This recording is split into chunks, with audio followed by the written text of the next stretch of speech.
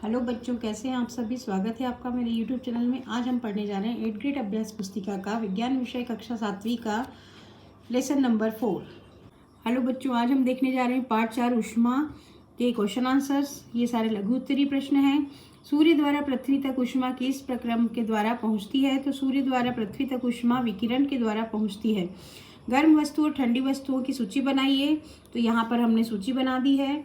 डॉक्टरी थर्मामीटर का परिसर लिखिए। सेल्सियस स्केल और फ़ारेनहाइट स्केल लिखना है आपको।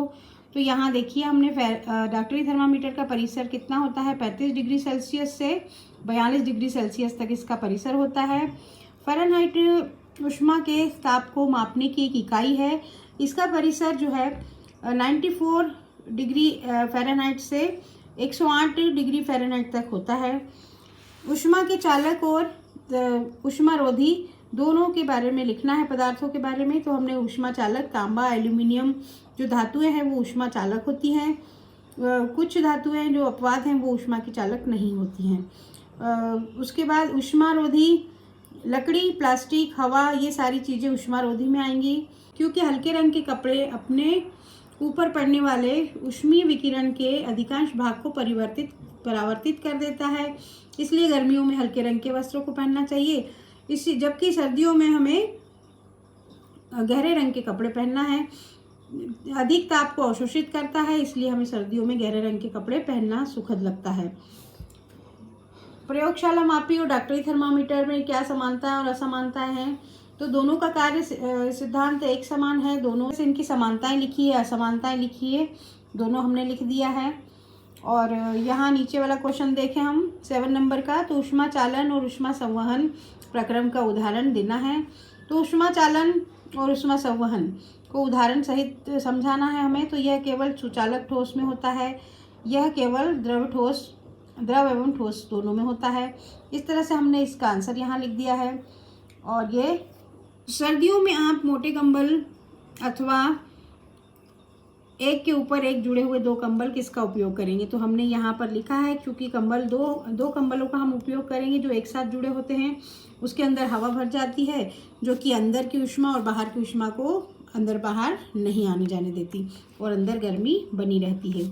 यहाँ पर हमें डॉक्टर थर्मामीटर का चित्र बनाना है, डॉक्टरी थर्मामीटर का। और उसका जो हमने यहाँ पर जो सावधानियाँ लिखनी है, तो सावधानियाँ इसे हम पहले अच्छे से झटक लेना चाहिए जिससे कि पारा नीचे आ जाए।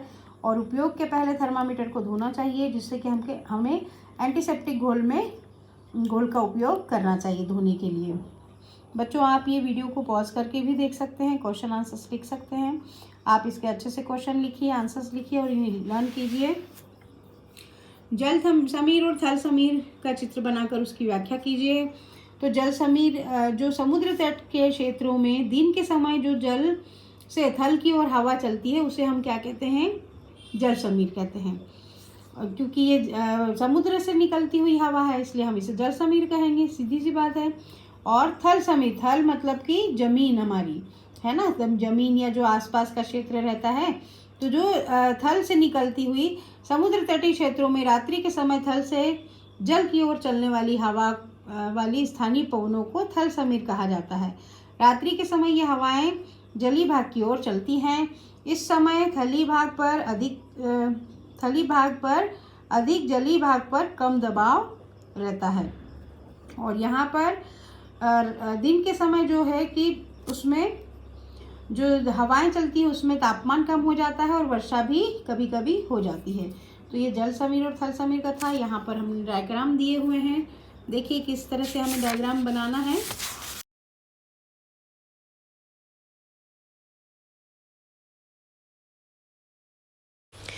तो बच्चों, ये थे हमारे क्वेश्चन आंसर्स विद डायग्राम। इसे आप अच्छे से पॉज करके लिखिए और अपनी पूरी बुक कंप्लीट कीजिए। वीडियो को लाइक करें, सब्सक्राइब करें, शेयर करें। कमेंट बॉक्स में जो भी आपकी क्यूरीज हो मुझे ज़रूर लिखें। Thank you, bye bye.